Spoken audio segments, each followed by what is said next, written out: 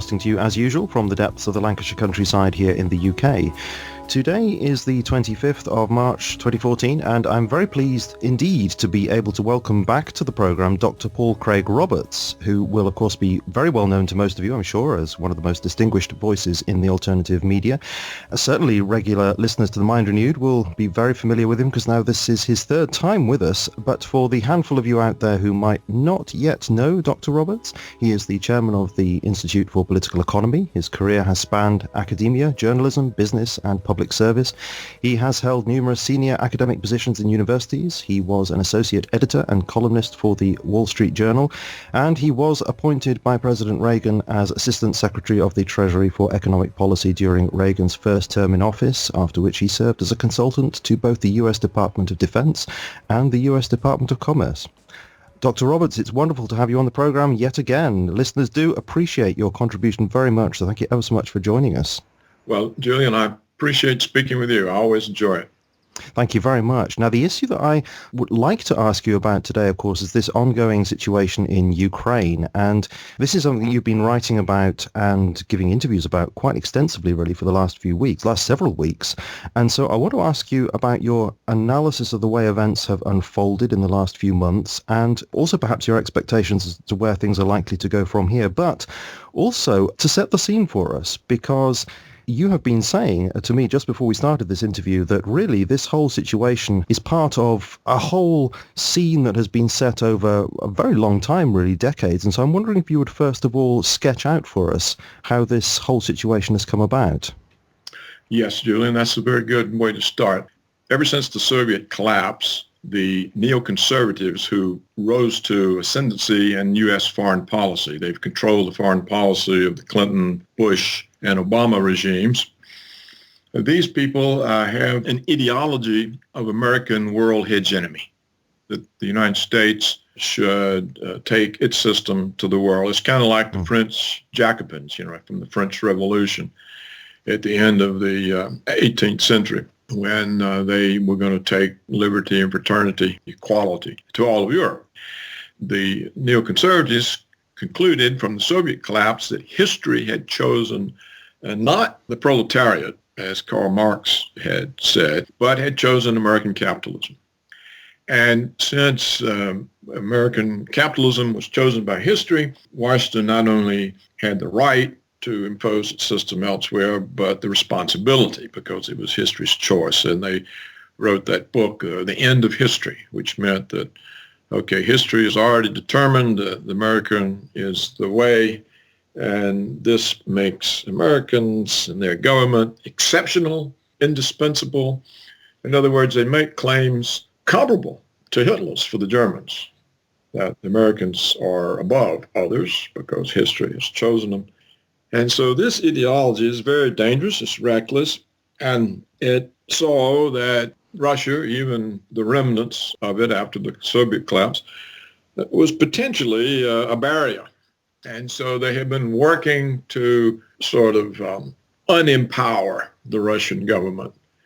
The first thing they did, they broke all of Reagan's agreements with Gorbachev that no Eastern European country would be brought into NATO, that NATO would not be taken to Russian borders. So they broke that agreement and put Eastern Europe in NATO. Then Washington pulled out of the ABM treaty, that is the treaty that the United States and the Soviet Union had, that neither side would develop an anti-ballistic missile defense so that the two countries would retain their nuclear deterrent, and no country would try to offset the others by having ABM system. So Washington pulled out of that treaty, built ABMs, and stuck them on Russia's border in Poland. Then the United States got busy financing so-called color revolutions in former constituent parts of both Russia and the Soviet Union. For example, Georgia and Ukraine. Georgia is the birthplace of Joseph Stalin. It was part of Russia and subsequently the Soviet Union for 200 years. Georgia was part of Russia for as long as the United States has existed. The same with Ukraine. So Washington goes in with these non-governmental organizations that it finances and creates a color revolution and ends up with a government that's very sympathetic to Washington. So we now have Georgia, which is an American puppet state.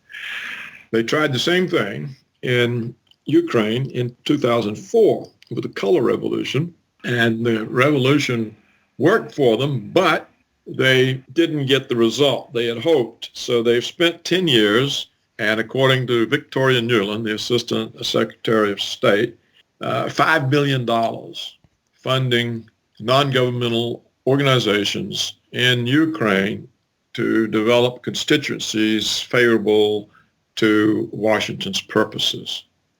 So the deal was to pull Ukraine into the EU, because once you get them in the EU, you can get them into NATO. And once they have Ukraine in NATO, the deal was they would evict Russia from its Black Sea naval base, and they would put American missile bases and NATO military bases in the Ukraine on Russia's borders. And this would further degrade the Russian nuclear terror. It would make the Russians less able to withstand Washington's pressures. It would make the Russians less inclined to block Washington when it wants to invade Syria or Iran or whoever else. And it was a way of essentially taking such a strong strategic threat to the Russians that they wouldn't be able to stand up for their own interests. So that was the purpose of the American coup in the Ukraine. Or rather, that was the purpose of putting Ukraine into the EU.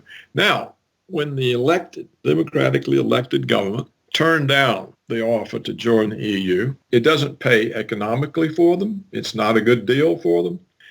Then Washington launched its coup mechanism. You may remember the first protests in the streets were about joining the EU. They wanted the Ukrainian government to overturn its decision and agree to join the EU. That was the original protest. Those protests didn't go on very long until the organized and armed ultranationalists, some sort of right-wing movement, sometimes called neo-Nazis, some of them sport Nazi emblems, they introduced the violence into the protests, and the demands of the protests changed from joining the EU to overthrowing the sitting government. Now, this was Washington's coup. We don't know yet whether Washington was working with these right-wing elements, these ultranationalist elements, or whether Washington was caught off guard by them. But the fact is, they introduced the violence, and the demands of the protest movement fundamentally changed.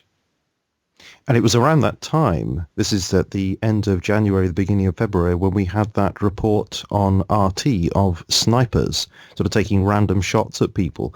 Do you think that was coming from the right sector, or do you think there was somebody else involved with that? Well, if you remember, there is available on YouTube the intercepted telephone conversation between the foreign minister, I think it was of Lithuania or Estonia, one of those, and the European Union official discussing the situation in Ukraine and how, Europe and the U.S. were taking over. And the Lithuanian or the Estonian, I forget which, the foreign minister, told the EU official that he had just returned from there, and while he was there, he had learned that the snipers had been put into action by the protesters, and that they were killing people on both sides. They were killing the policemen. The policemen were unarmed. They were killing the policemen, and they were killing protesters, and that it was done to stir up the animosities between the two sides. Now, of course, the propaganda that came out of the West blamed it all on the current government. But the current government had not sent armed policemen out. So it looks like it was something the right-wing elements, the armed right-wing elements had orchestrated in order to create more animosity and whatever that served their purposes.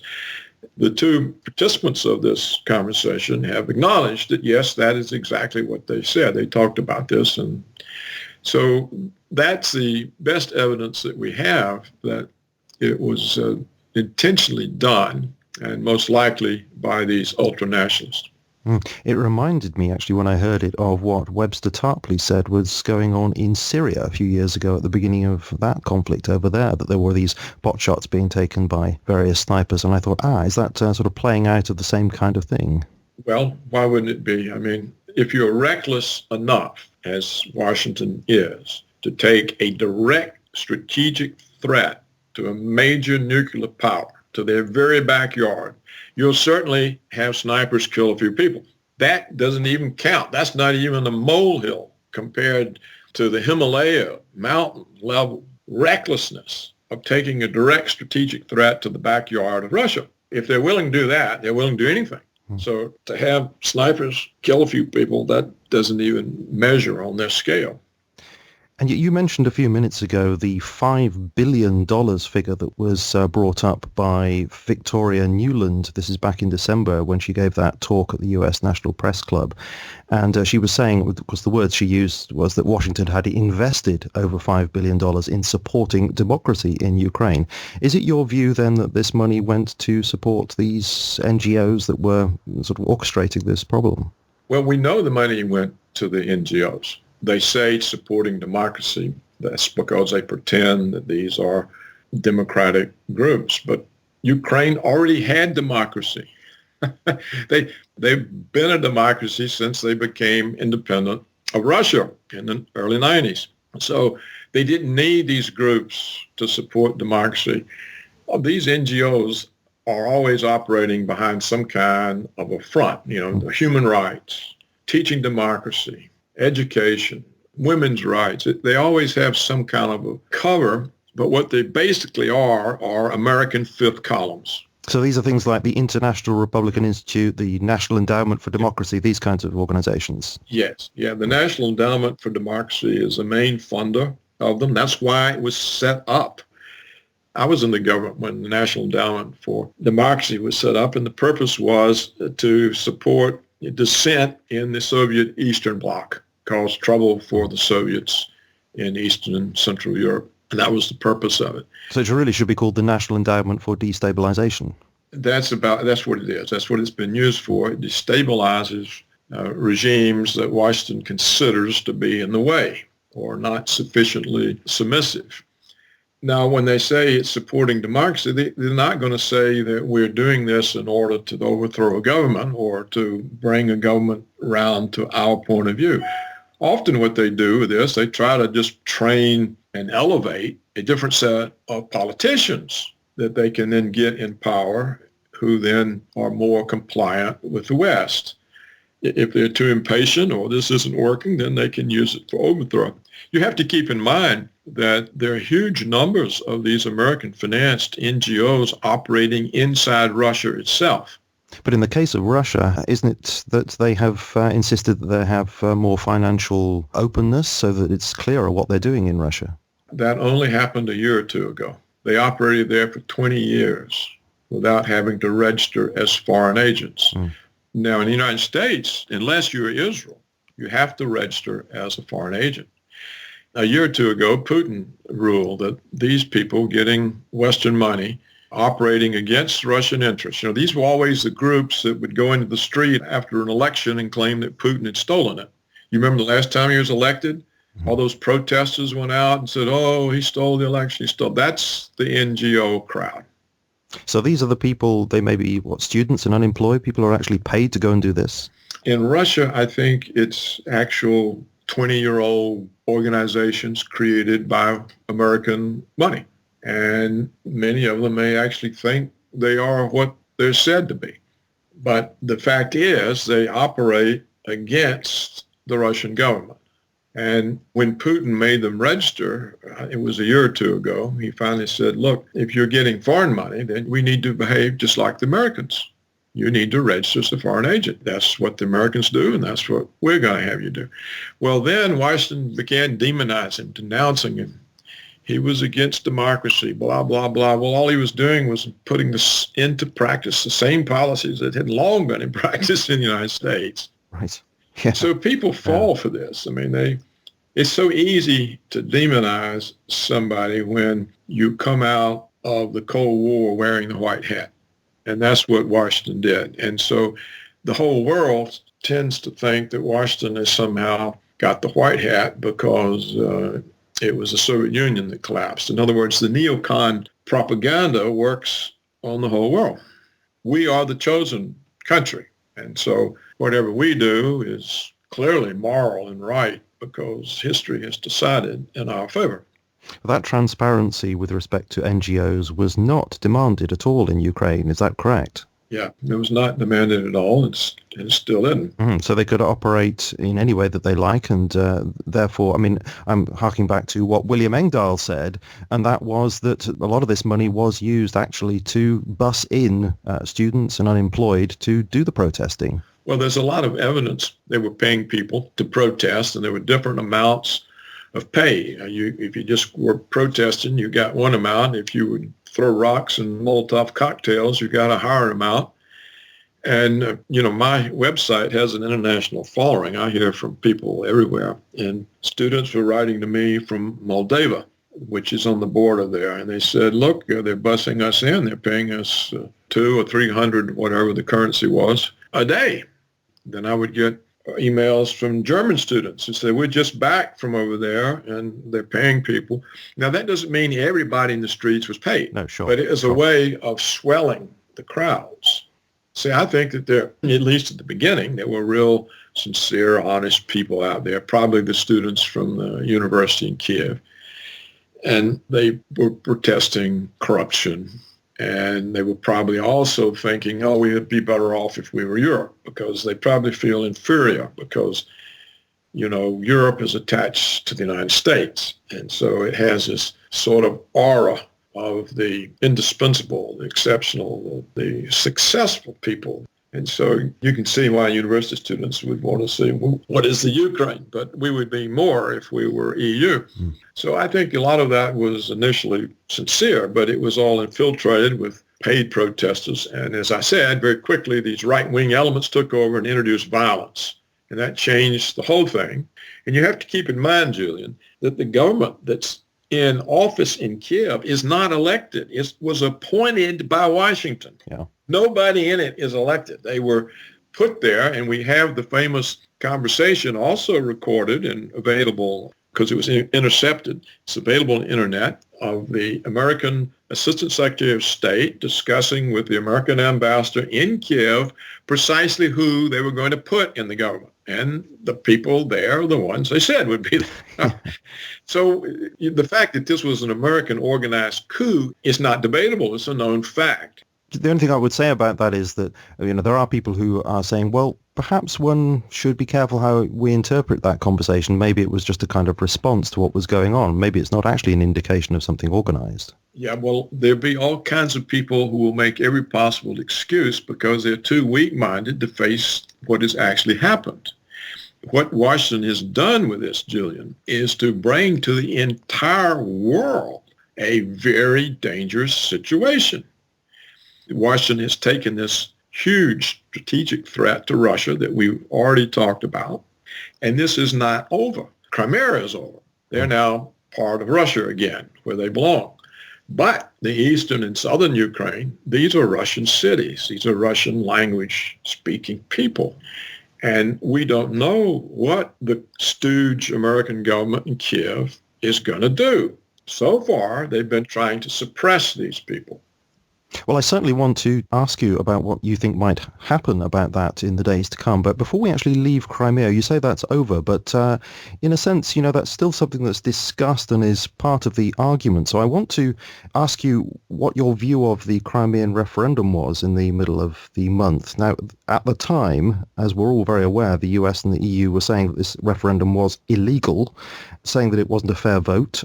It was carried out, so we're told, under threats of violence and intimidation. And our BBC here in the UK was saying that many Crimeans loyal to Kiev boycotted the referendum, so implying then that it wasn't really representative at all of the Crimean people. So what is your view of this? Do you think that it was illegal? Was there intimidation? Was it unrepresentative? Look, the facts are obvious, and everything you just related is propaganda. The same people who told you that told you Saddam Hussein had weapons of mass destruction. They told you that Assad of Syria used chemical weapons against his own people. They told you that Gaddafi in Libya gave his troops Viagra so they could better rape Libyan women. Every one of these crazy bits of propaganda come from the same people, and it's false. In Crimea, the Russians didn't do anything. They didn't need to do anything. It's a Russian territory. It always has been. The Crimean government, all these parts of the Ukraine have their own provisional governments. And the Crimean government, in response to demands from the people, took a vote and left the Ukraine. They said, we're independent. Then, in response to the people, they gave the people a referendum. Do you want to stay independent or do you want to join Russia? It had nothing to do with Putin. He didn't orchestrate this. This was not done because Russian troops were moved into Crimea. This was done because this is what the people demanded. The turnout of the vote, I've seen, it was over 81%, may have been as high as 84%. No Western democracy ever has a voter turnout of that magnitude. In the United States, we can't even get 50%. And of this massive turnout, 97% said, we want to go back to Russia from whence we came. So people who say it's illegal are saying, oh, self-determination is illegal. And yet we have these very authoritative remarks that are coming out on the BBC. I said before the interview that I wanted to ask you. Well, I wanted to ask you about this guy who's been brought out, Professor Mark Weller of the University of Cambridge, because he must be right if he's from the University of Cambridge. And the analysis that he presented there is reported in this way. He made a couple of points. So the first one relates to something you've just said, and it goes like this. The autonomous Crimean territory may indeed be legally entitled to argue for a change in its status. However, according to international precedent, it cannot simply secede unilaterally, even if that wish is supported by the local population in a referendum. Instead, it would need to engage in genuine discussion about a possible separation with the central authorities in Kiev. Alternatives such as enhanced autonomy would need to be explored. International practice generally seeks to accommodate separatist demands within the existing territorial boundaries. So he's saying there that the only way forward should have been to have discussed this with Kiev. Well, he has no idea what he's talking about. You didn't first work it out with the government, Kiev, the non-government, the stooge-appointed American government, which is not elected. That's where there's a illegality. The illegality is entirely on the American EU side. They set up in Kiev an unelected stooge government. The government in Crimea had far more legitimacy. It's actually elected by the people who live there. The government in Kiev is not elected by anybody except Washington. And this procedure certainly was not followed in Kosovo, because when the United States split Kosovo off from Serbia, the Serbians didn't get to vote on it. All this guy's trying to do is to keep invitations coming from America so he can come over here and speak and meet people and do all that. He's not going to get on the wrong side of what he thinks might be the U.S. money tree. Now, in Kosovo, nobody got to vote. The Americans simply said, okay, we're taking you away. Nobody got to vote when the United States decided to break up Serbia and split them all up into these little pieces, Bosnia, Croatia, whatever. All this went on. Who got to vote? But he makes the point, which I suppose you've already addressed, but he says that in this case with Crimea, he calls it a divorce at gunpoint. Well, he's lying. When somebody from Cambridge stands up and lies on the BBC, it shows you how totally corrupt the entire Western world is. Why wasn't he hooted off the air? There was no gunpoint. This is rank propaganda that the Russians sent in the troops and annexed Crimea. What in the world they need to annex their own territory for? What all the people demanding to go back to Russia? To stand up and say something so absurd, a Cambridge guy on the BBC, this tells you these institutions are totally corrupt. They're totally corrupt. To tell a lie like that, a transparent lie. There have been no troops go in. None. What Putin has said is, I reserve the right to send them in. And I will send them in if the Russian populations in eastern and southern Ukraine are subject to repression. So he's told the Americans and the American stooge government, if you put down the protests in these other Russian-speaking parts that were never part of the Ukraine and were stuck there by Communist Party rulers for reasons who knows what, but are traditional parts of Russia. These people are also protesting what's going on in Kiev, just as the ones in Crimea did. And he says, if you put down these protests with violence against the Russians, that's when, and that's the first time that the Russian army will go in. So he's made it very clear. So if he goes in, you will know it's because the stooge government in Washington provoked it. They wanted him to go in so they can do more demonization or lead the world into a dangerous war. Yeah, I've heard some Western spokespersons make a great deal of the fact that I don't know whether it is a fact, but at least the claimed fact that the troops that were legally stationed in Crimea were moved around. They should have stayed, in their barracks, but they were moved around, and this has been seen as a provocation in itself. Well, if you want to make propaganda, you can see provocations everywhere. Saddam Hussein had weapons of mass destruction. We had the National Security Advisor, Condi Rice, saying, oh my goodness, we don't want to wait until mushroom clouds go up over American cities. Well, anybody that had an IQ of 30 knew Saddam Hussein didn't have any nuclear weapons, any ballistic missiles, any ICBMs. There was no way Saddam Hussein could produce mushroom clouds over American cities. Yet the National Security Advisor gets up and talks about this like it's a real possibility. Well, if you can do that, you can make up anything you want. You're just like Russian troops forcing a vote. You see, we had present at those elections all kinds of international observers. Every one of them said there was no sign of troops, guns, there was no coercion. It was completely fair above the board. So what is this Cambridge professor talking about? Is he completely ignorant of the reports from all of these international observers from different countries who were there? Why does the BBC bring a liar on to give American propaganda? Because it's a voice for Washington. If you look at the BBC, it lines up with Washington's explanations. It's just part of the Ministry of Propaganda. Absolutely, yes. I'm clearly getting that impression most of the time, yeah. Now, at the moment, they're making a great deal of this supposed threat from Russia, claiming that it's very, very likely that Moscow wants to expand into Russian-speaking areas, particularly eastern Ukraine, as you mentioned, but also neighboring states such as Transnistria region of Moldova. And of course, Moscow has denied this. It was only a couple of days, there was this Russian ambassador to the EU saying on the BBC that Russia has no intention of expanding into other areas, although he didn't actually rule that out categorically, but nevertheless he said there was no intention there at all.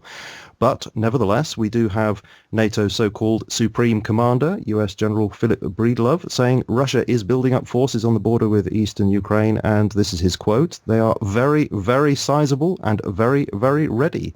What's your view on this? Do you think that Moscow has at its core this expansionist intention at all? No, I don't, but I think it expects the Americans to take them to war. Look, we've had 20 years of direct American aggression against Russia. First, we break all the agreements and we put NATO into Eastern Europe and take NATO right up to Russia's border. The promised neutral zone, as soon as the Soviet Union collapses, Washington takes advantage of it. And so all of the former Soviet bloc is now in NATO and we have bases right up on the border. Then we say, oh, we're not going to observe the ABM treaty anymore. We're going to build anti-ballistic missiles. And we're going to put them right on your border in Poland, put the radar for them in the Czech Republic. And then we tell them in 2010, well, we think that our nuclear weapons, we now are going to use them for first strike. Well, against who? Who are we telling? Well, obviously, it's for Russia. So here you tell them, okay, look, we've got you surrounded with bases. We've got ABM missiles on your border. We've changed our nuclear doctrine so we can have a first strike against you. Now, what have the Russians done? They've been very low-key. They continue to try to avoid conflict. get along, to help out. When the Pakistanis cut off the American supply routes into Afghanistan, Putin let the Americans come through Soviet territories to supply. He's very reasonable. He doesn't make threats. He tells you where the line is long before you cross it.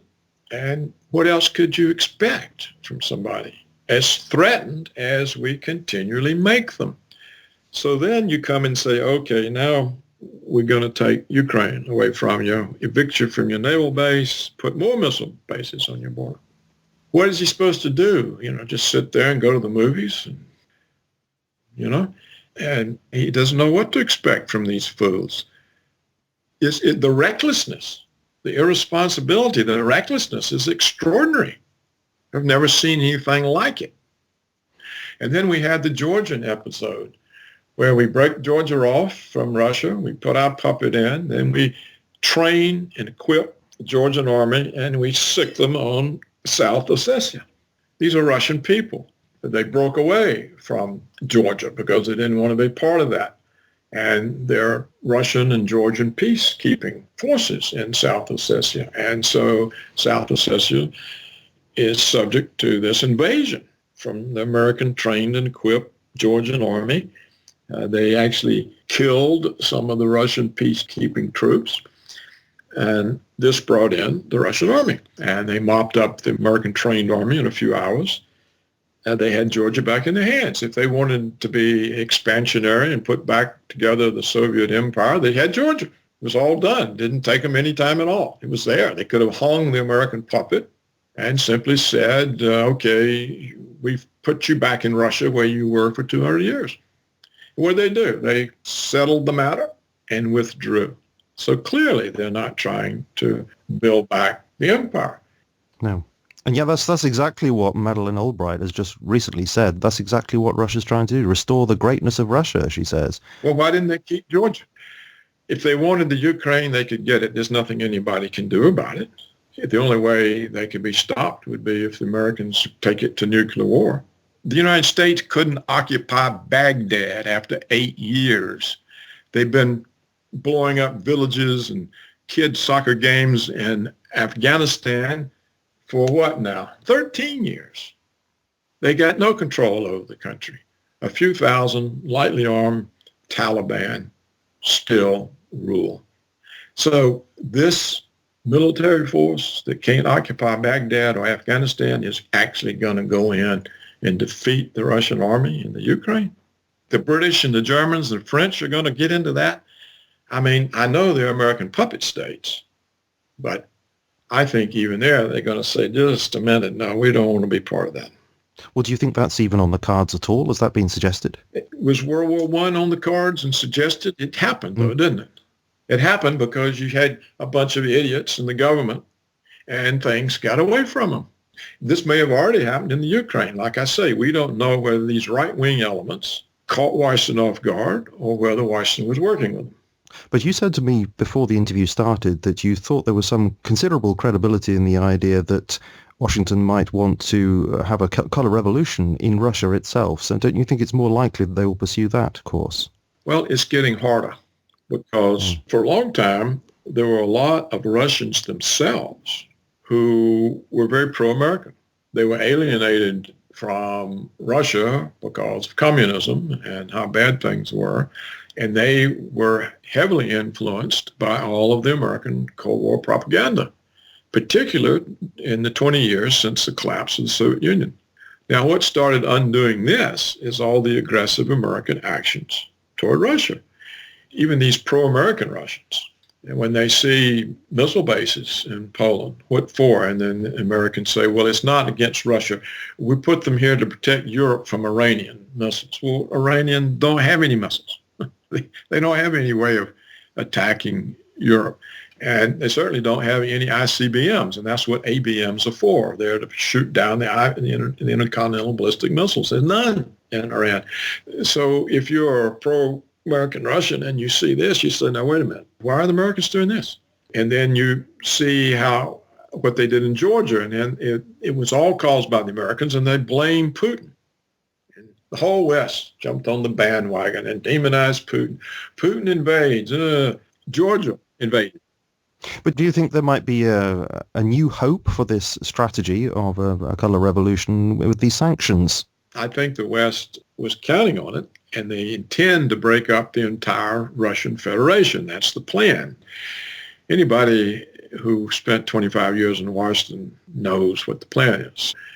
But what I'm telling you is, I think they've ruined the ability to use the plan by all of these transparent aggressive acts against Russia, backed up by propaganda that's so blatant that even the pro-American Russian part of the population sees through it. So you don't think there's any way in which they'll be able to sow sufficient discontent within Russia through sanctions that they will have any effect in that regard? No. The sanctions are against 7 Russian individuals and have no effect unless those 7 have foreign bank accounts. And under Russian law, they're not permitted to have foreign bank accounts. So the sanctions were a face-saving gesture by the idiots in Washington because they... So you don't think they're going to step those up in future? If they step them up, they're going to do far more damage to Germany and Western Europe than they're going to do to Russia. Yeah. And if real sanctions come, they're simply acts of war. And the main effect on Russia, in my opinion, will be that the BRICS will just hasten their formation of an independent monetary zone. It won't have anything to do with the dollar. And the 5 countries in the BRICS, that's half the world population. You've got Russia, China, India, Brazil, and South Africa. And so they're already moving toward their own kind of economic and financial and banking system in which they will settle their trade differences in their own currencies. So sanctions on part of the fools in Washington will simply speed that up and lead to a quicker collapse of the U.S. dollar. So Washington will bring its own house down. But that's how stupid they are. I spent 25 years with these people. They don't have any sense. They're full of arrogance and hubris, and they think they can lie their way through everything. And that's the game they're playing, and the world is catching on. The Russian people are catching on. Look at every time the U.S. demonizes Putin, his popularity rises. You look at his approval rating, it just keeps going up. And this Ukrainian thing has got to have raised it tremendously because, in a sense, what Washington is doing with its aggressive actions and its propaganda is undermining the Washington-financed NGOs in Russia because they're beginning to look more and more like treason, traitors. People are less and less willing to be associated with them or part of it. And I think it won't be long before the Russian government starts speaking of them as traitors and treason. And so, in a way, the crazed Washington people are undermining their plans, which might have worked in the long run. In the long run, if they'd been much more clever, less aggressive, they may have been able to use these NGOs to break apart the Russian Federation itself, current-day Russia. But I think now that unless they assassinate Putin, which is entirely possible. If you look at Putin, he speaks without teleprompters. He doesn't stand in front of bulletproof glass. It's entirely possible that Washington will assassinate him. If you're willing to blow up, destroy entire countries, as we've done to Iraq, Afghanistan, Libya, we've got it going in Syria. We've been killing people wantonly in Pakistan and Yemen and Somalia with drones. So why would they be deterred from assassinating Putin? They can blame it on some NGO guy, some Chechen terrorist, or some mad Ukrainian. You know, look, even this Tymoshenko, this woman that they just released from prison, she was in prison for corruption, you know, the one that wears the hair and a braid over the top of her head like a crown. There's a telephone call now intercepted from her in which she says, I want to get a machine gun and kill all these Russians. And I mean, she's just violently Russophobic. This is not Putin saying these things. So the problem is entirely comes from the American meddling in Ukraine, which was fairly stable. Everybody was getting along. The economy is integrated into the Russian economy, not into the European economy. Europe has nothing to offer them except an IMF austerity program. Look, I get so upset at all the lies. I was associate editor of the Wall Street Journal back when the press still had some standards. Ours weren't all that great, but we had some standards, and we just would not stand up and intentionally tell a lie for the government. And to see the BBC doing this, it just really is disgusting. It makes me realize I've lived too long. This world has got nothing to do with the one I was born into. As bad as it was then, there's no respect for truth. Well, I have to say to you that one of the reasons why I started doing this was largely, really because of all the reports I was hearing on the BBC, and so often I thought, I just don't believe that. Well, you can't believe it because, to get on with this. Now, the danger is, although the Crimean thing is over, they're Russian now. They're part of Russia. And so when some idiot in the State Department or that crazy guy you got for a prime minister, Cameron, and they say, we're not going to recognize Crimea. What, you mean they're not going to recognize Russia? What are they talking about? They don't even know what they're talking about. And his crazy foreign secretary as well. Yeah, that other guy. Crimea is Russia, so they're not going to recognize. Oh, you mean you're not recognizing Russia? What are you talking about? Let's see you get away with that. Now, the danger is these people who have no judgment, and they're reckless, and they're propagandists, and they're liars, then it gets away from them, just like World War I got away from all those idiots in the government at the time. And they push Russia to the point that it has to do something. And then the Americans can't back down. Oh, we have to save face. But we are living in such a different world now, aren't we? We're living in this nuclear age. So can that play out in a similar way? Of course it can. It will. Look at the extent of the American alliances. All of Eastern and Western Europe, the UK, Canada, Australia, New Zealand, Japan, all of those people. If the United States goes to war, they're involved.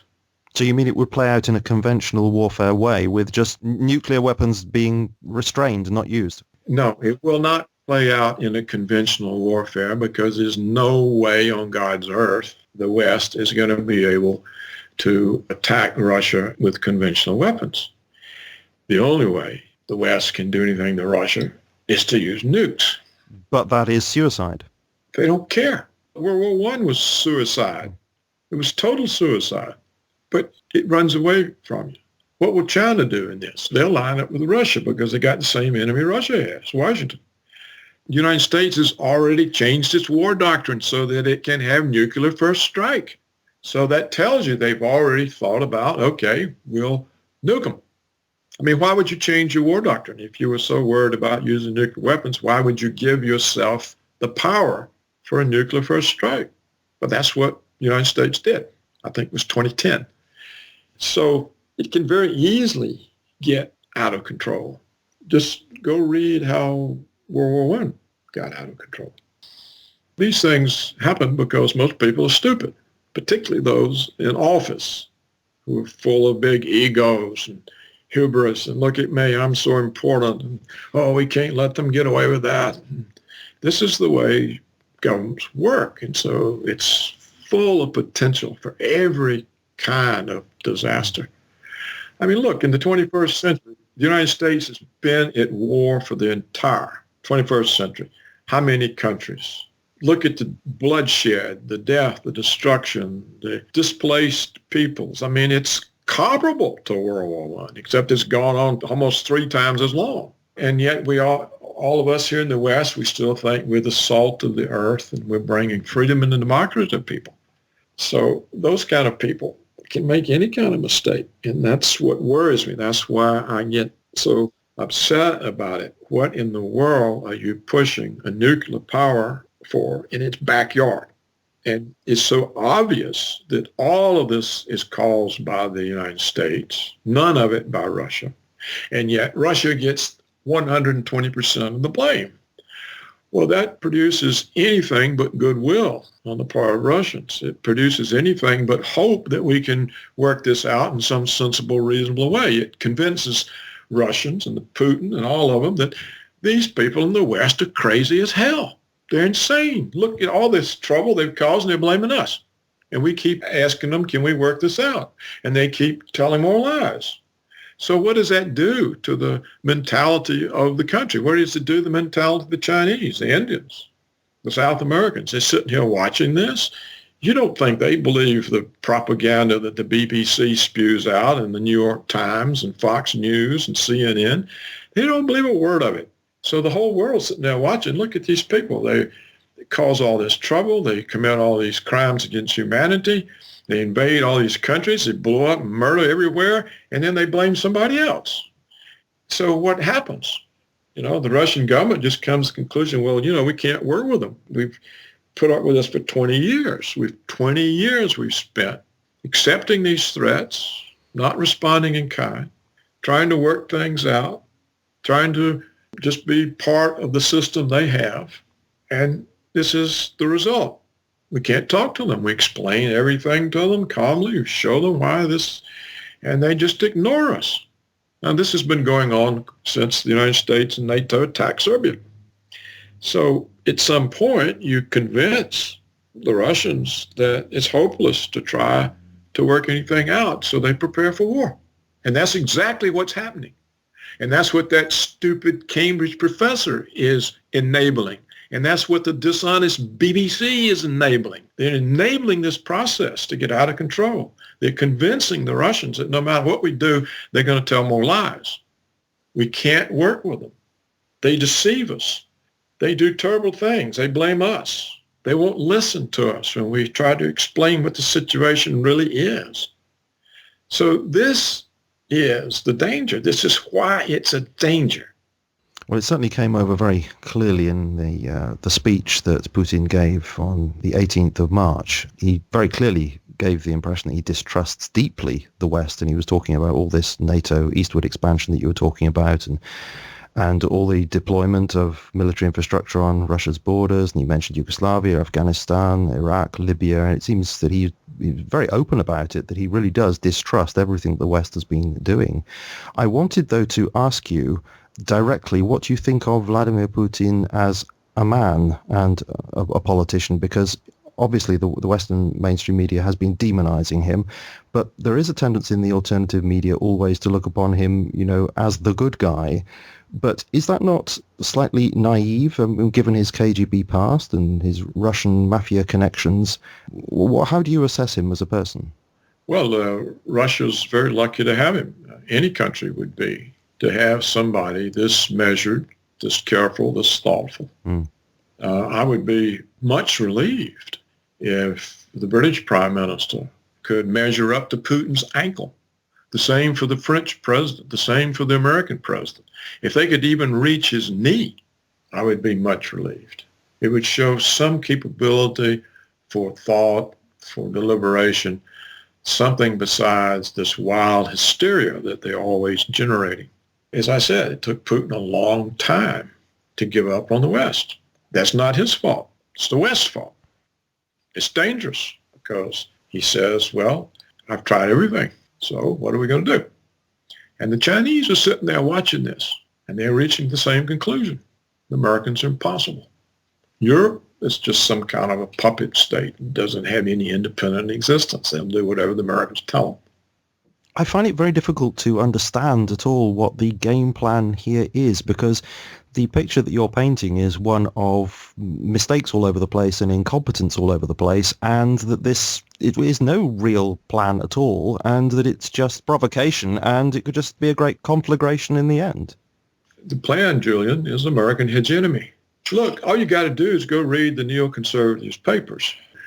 The Americans are the chosen people. History chose us.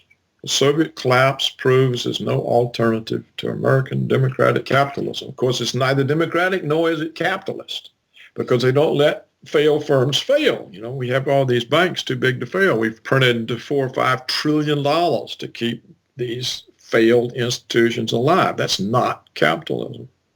It's not democratic when the people's voice have no effect on the government. But history chose us, and therefore we are entitled to rule the world. This is the neoconservative ideology. Okay, so that's the ideology, but what about the game plan? Is there any game plan here at all? Is it just random mistakes? Julian, there's only 3 countries in the way of American hegemony. Russia, China, Iran. Hmm. They have Iran surrounded with some 40 military bases, 2 fleets off the coast. They're building new air and naval bases to surround China. All this is known, the pivot to Asia, as it's called. And we've broken every agreement we ever had with the Russians. We're surrounding them. Okay, but it must be known, as you were saying before, it must be known that this isn't going to succeed as an act of nuclear war. So what is the plan here? I mean, it can't just be surely completely irrational. The plan is that Washington gets them all surrounded. It degrades their military. The Russian military is degraded. How does it degrade it? Your nuclear deterrent is degraded if you're surrounded by anti-ballistic missile defenses, because they're shot down. And so you are no longer a nuclear power. You take away Russia's nuclear deterrent by ringing it with ABM bases. So you're saying that the strategy then ultimately is going to be to take a first strike and then to knock out all the response? That could be, but most likely what they're thinking is once we have such an overwhelming upper hand over them, they'll stop interfering. And so if we want to invade Syria, they won't say, no, you can't do that. If we want to blow up Iran, they won't say, no, you can't do that. And with China, we're going to surround them with bases so we can disrupt their supply. You know, those straits there and down below the South China Sea there. A lot of the Chinese trade, the oil from Iran, things flow through there, and the American Navy can simply block it. That's what the United States did to Japan. That's why we got into a war with Japan in World War II. We blocked their access to raw materials. So that's what they now intend to put in force with China. So they're saying, okay, then we won't have to go to war because they will be unable to pursue it with any confidence, that the Russians will realize we've got these missile bases all around them, and the Chinese will realize we've got these naval bases and air bases all around them. And so they will decide the odds are too much against them, and so we'll be able to do what we want. And all the while, we'll be trying to undermine them from within. And the fact that their leaders can't stand up to us will help us undermine them. So that's what the neocon strategy is, Julian. And I think it's not going to work with either country because they can both see already what's happening before it's in place. So the choice is going to be either destruction or to accept this Western New World Order, essentially. Well, that's Washington's idea. Now, suppose they get the BRICS going and they just simply don't use the dollar. Suppose all this money printing in the West and in Japan simply causes the currencies to collapse. One day, America's strong. The next day, it's nothing. So there are lots of wild cards. But if it could get to the position where it really has encircled fully in the way that you've described, then it wouldn't actually matter, would it, if the dollar was thrown aside? Yeah. Because they would have the military power. Yeah, if they can get to that position, right. So do you see that in some ways as a kind of insurance policy against the destruction of the dollar? I think what I see is that Russia probably isn't going to let there be NATO bases in Ukraine because that would be sort of submitting to the American plan, or let's say Washington's plan. I don't think the American people have a clue. They don't know what's going on. No. I notice that you're very, very careful to distinguish that. You always say Washington to distinguish it from the American people. Absolutely. Right. The Americans are in the dark about it. Now, what will Washington do when it realizes that Russia really can't let there be NATO bases in Ukraine? If they say, well, we're not going to push this, that's one thing. But with all the John McCains and the William Crystals and the neocons yelling and screaming and Samantha Powers and Susan Rice and Victoria Nuland and, oh, we have to stand up to the Russians. We have to save face. You know, they're already writing this kind of World War I type of. And then that's when you get Armageddon. And the Americans are not capable of avoiding it because they're ideologues. And so unless Putin simply says, well, better Russia doesn't exist than the world doesn't exist. I mean, he could make that decision. He's that kind of person and just submits. But that would be unusual. The forces would be against it.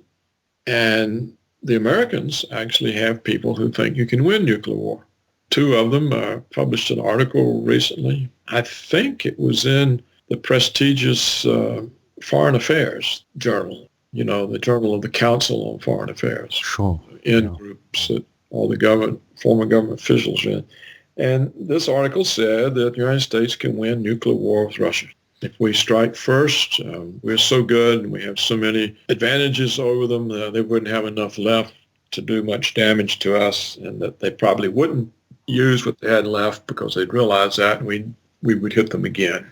And so, if you're Putin, you got to know about this article. It's in the public domain.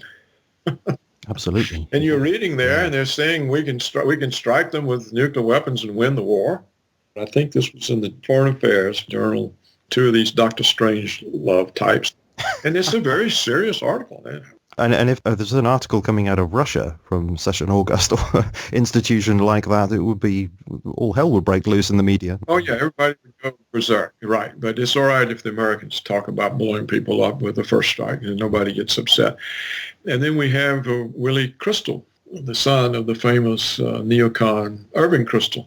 He said not that long ago, it's been some years actually, what's the good of nuclear weapons if you can't use them? Yeah. So you have this kind of thought here. The people in the world need to understand that the United States is not what they think it is. It's a very dangerous collection of ideologues who think they are exceptional and indispensable, and that the rest of the world is neither. The rest of the world is dispensable. Look, when all these sanctions that Kerry was threatening to put on Russia, he didn't consult his European puppets. He didn't ask the British Prime Minister or the German Chancellor or the French President, what effect will this have on you? Well, of course, it'd be devastating. First of all, Germany's energy supplies would be cut overnight by 1/3. What happens to Germany, to the industry? You see, these are just provinces in the empire. It's not worth consulting them.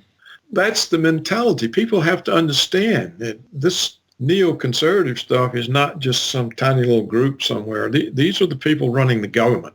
This is Victoria Nuland, who is a neoconservative and is married to one of the most notorious ones, Kagan. Absolutely. And it's confused in the media by being a sort of party political thing, isn't it? It's just the Republican, the extreme Republicans that are that. And of course, as you say, it's not the case. Yeah, National Security Advisor, Susan Rice, is a neocon.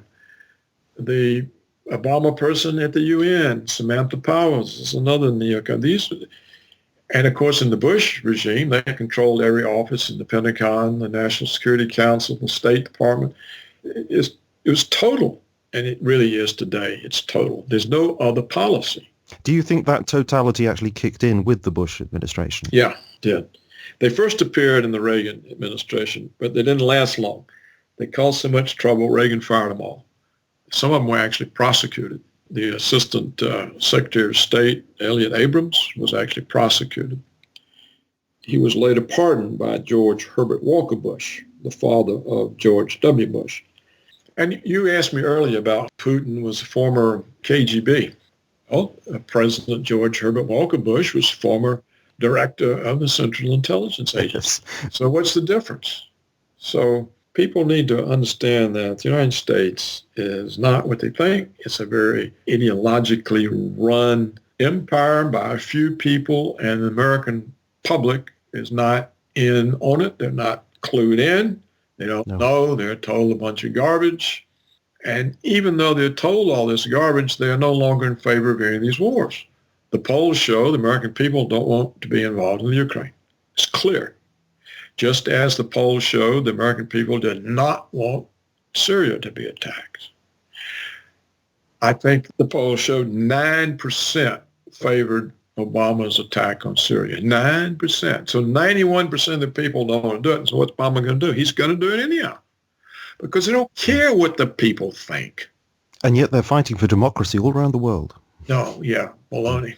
They're fighting for their world hegemony. You show me one place one place the United States has ever set up a democracy.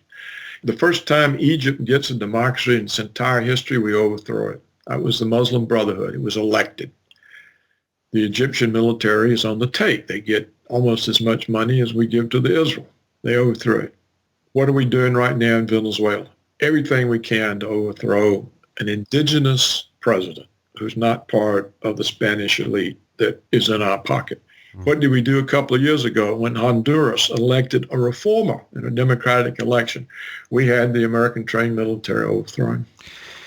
So I've got to ask you this question, Dr. Roberts. I know I've asked you this, I think, the last two times that you were on. I mean, you paint a very depressing picture of, the real situation. And, I paint a true picture. Yes, that's right. And exactly. Yeah. And I commend you for that. But nevertheless, it is depressing. And I think it's good for us to face that reality.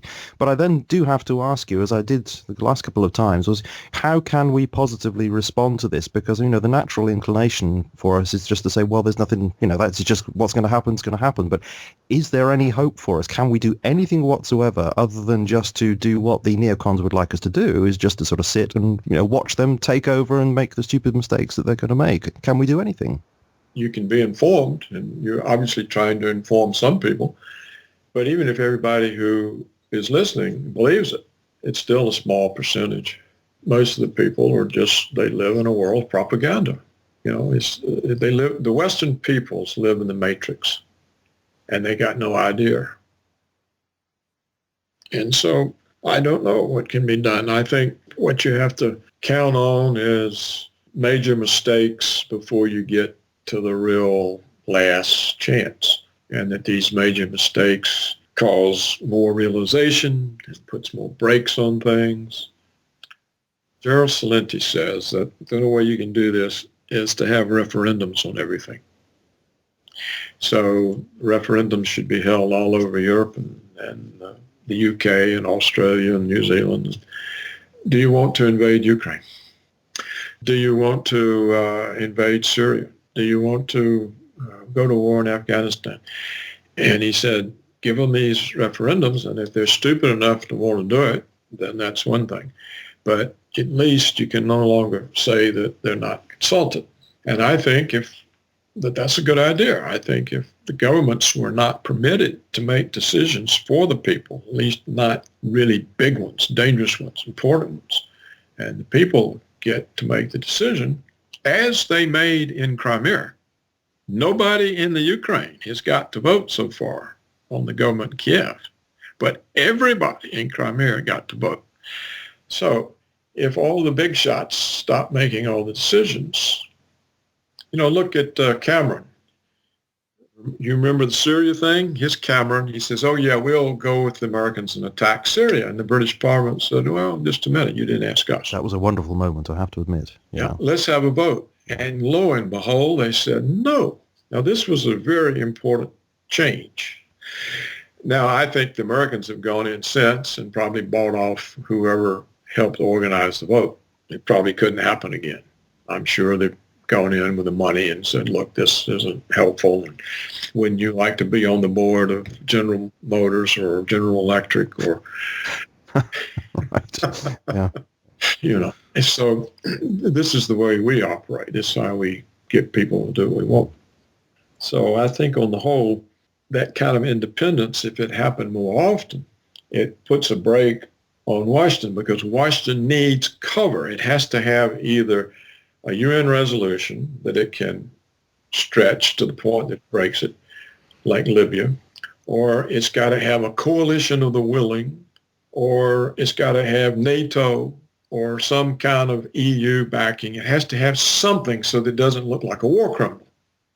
If it just goes around bombing people on its own, then it's a rogue state. But if it can carry the West as cover, then there's too many to be arrested, too many countries.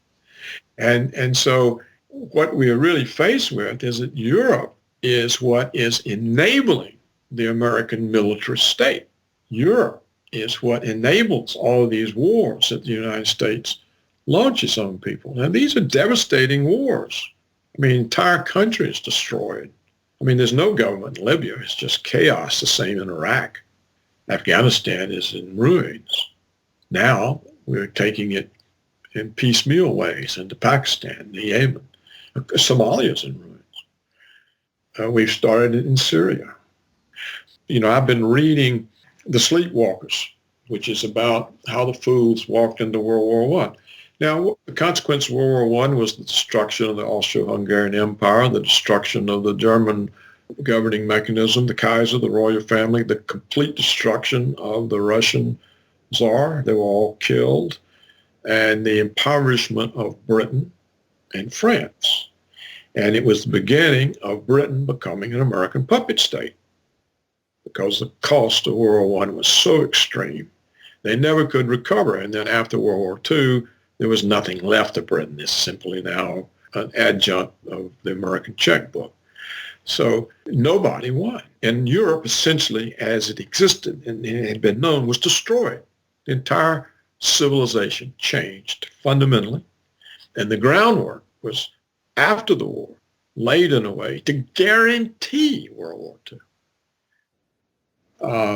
I'm sorry that I'm so worked up about this, but we are all assaulted with these lies. So when you ask, what can you do? Well, you can't do much. And the way it's working out, people don't have a voice. The elections are meaningless.